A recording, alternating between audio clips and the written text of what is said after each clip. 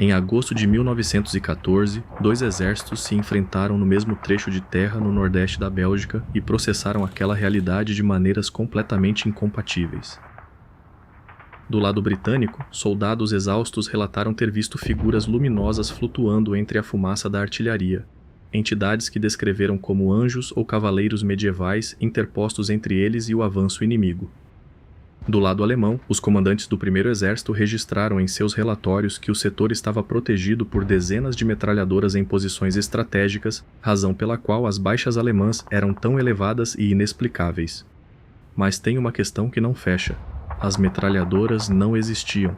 Os anjos, até onde se sabe, também não. Porém, o que cada lado acreditou ter visto alterou o comportamento de milhares de homens, e esse comportamento alterado decidiu o destino da batalha.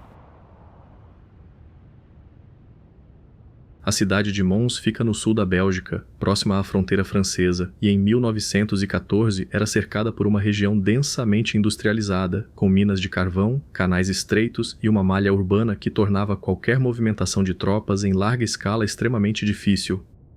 O verão daquele ano havia sido excepcionalmente seco, o que significava poeira constante e calor que, combinados com o equipamento de campanha britânico, tornavam a marcha uma provação física antes mesmo de qualquer combate.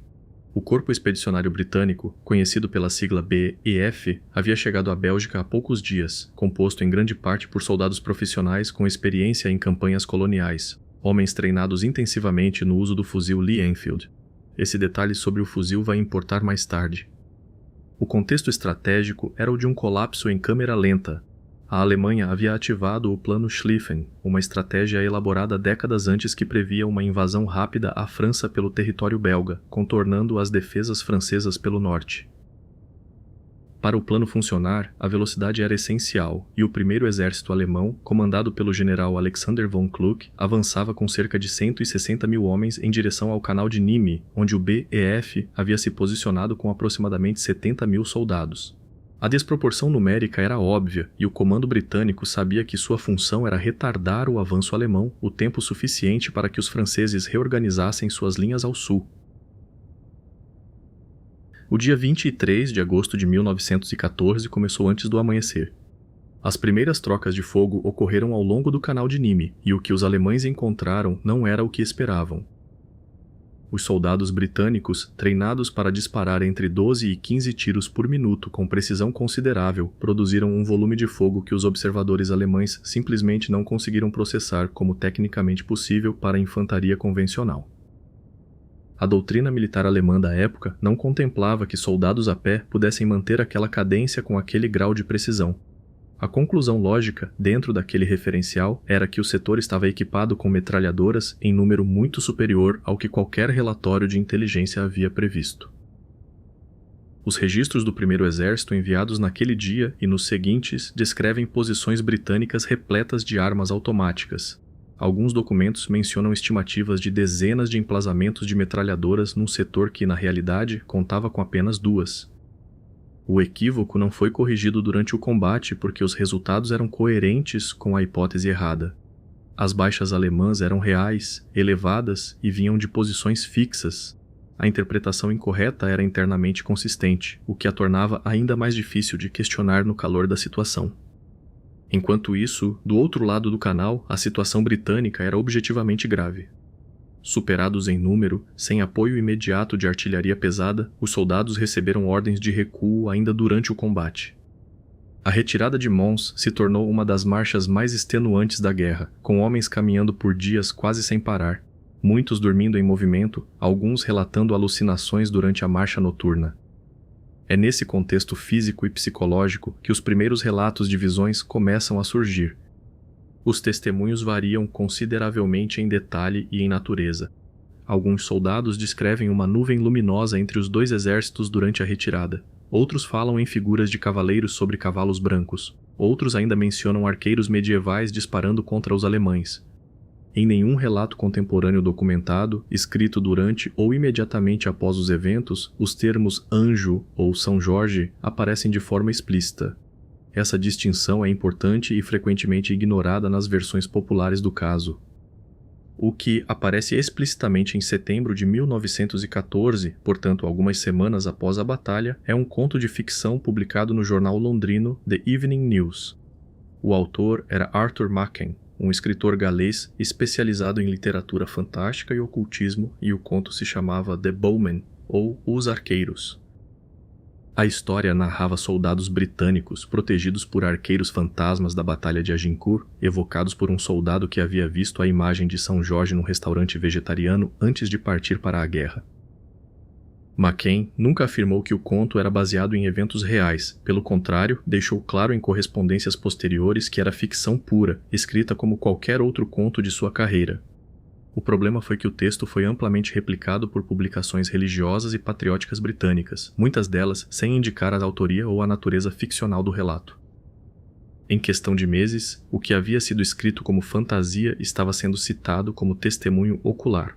Machen chegou a escrever uma introdução à coletânea posterior do conto, pedindo explicitamente que parassem de atribuir ao texto a condição de documento histórico. Não adiantou. Aqui, a narrativa encontra uma bifurcação que não se fecha facilmente. Existem pesquisadores que argumentam que os relatos de visões são anteriores ao conto de Machen e que, portanto, a história não pode ter criado a lenda, mas apenas a amplificado.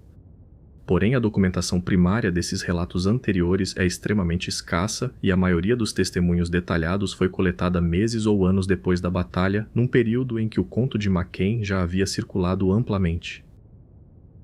A memória humana, especialmente sob condições de trauma prolongado, é altamente permeável a narrativas externas, e distinguir o que foi realmente percebido do que foi posteriormente incorporado à recordação é, nesse caso, metodologicamente impossível. O que não é impossível de documentar é o uso institucional da narrativa. O exército britânico, o governo e a igreja anglicana perceberam rapidamente o valor moral da história. Soldados que acreditavam estar sob proteção divina lutavam de forma diferente, com uma disposição que comandantes relataram como clinicamente observável. A ideia de que forças sobrenaturais haviam intervindo em favor da Grã-Bretanha era compatível com a retórica de guerra justa que o governo precisava sustentar internamente. Não há evidência de que a narrativa foi fabricada por algum órgão oficial, porém há evidência clara de que, uma vez existente, foi ativamente cultivada por quem tinha interesse em sua propagação. E então voltamos ao fuzil Lee Enfield.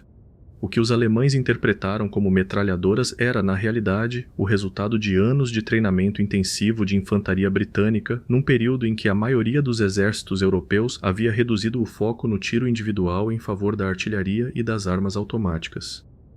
Os britânicos haviam mantido o padrão antigo, e esse padrão antigo produziu algo que os alemães, dentro de seu referencial tático, simplesmente não conseguiram identificar como o que era. Uma habilidade arcaica foi percebida como tecnologia superior, uma ficção foi percebida como relato histórico. Em ambos os casos, a percepção incorreta teve consequências reais e mensuráveis no mundo físico. O recuo alemão em direção ao rio Marne não foi causado por visões nem por anjos, mas também não foi causado exclusivamente pela resistência britânica em Mons. O alongamento excessivo das linhas de suprimento durante o avanço acelerado, as contraofensivas aliadas coordenadas ao sul e a pressão crescente das forças russas no fronte leste contribuíram de forma igualmente decisiva. Mons foi um ponto numa sequência longa e complexa, porém Mons permanece como o local onde dois exércitos, observando a mesma realidade, construíram narrativas tão divergentes que nenhuma das duas correspondia ao que estava de fato acontecendo diante deles, e onde essas narrativas divergentes produziram resultados concretos que ainda são estudados em academias militares ao redor do mundo. O que os soldados britânicos viram entre a fumaça naquele agosto não pode ser determinado com segurança a partir dos registros disponíveis. Os documentos contemporâneos são ambíguos. Os testemunhos posteriores estão contaminados pela circulação prévia da ficção de Machen e a linha entre o que foi genuinamente percebido e o que foi posteriormente construído pela memória é indistinguível. O que pode ser dito é que um grupo de homens exaustos, superados em número, em retirada por dias sem descanso, produziu uma das histórias mais persistentes da Primeira Guerra Mundial, e que do outro lado do mesmo campo, homens igualmente exaustos escreveram em seus relatórios sobre armas que não existiam com uma convicção suficiente para alterar decisões táticas de alto escalão. Talvez o aspecto mais incômodo desse caso não seja a questão do sobrenatural em si, mas o que ele implica sobre a percepção em situações extremas. Se dois grupos treinados, disciplinados, com acesso às mesmas informações objetivas do campo de batalha conseguiram construir realidades tão distintas e tão consequentes, então a questão que permanece não é se havia anjos em Mons. A questão é o quanto do que chamamos de realidade, em qualquer contexto, já chega até nós filtrado por aquilo que esperávamos encontrar antes mesmo de olhar. Mons ainda existe. O canal de Nimi ainda existe. As pontes que os britânicos defenderam naquele dia foram parcialmente reconstruídas depois da guerra e há placas comemorativas em vários pontos da cidade. Mas não há nenhuma placa mencionando anjos. Talvez porque ninguém soubesse o que escrever nela.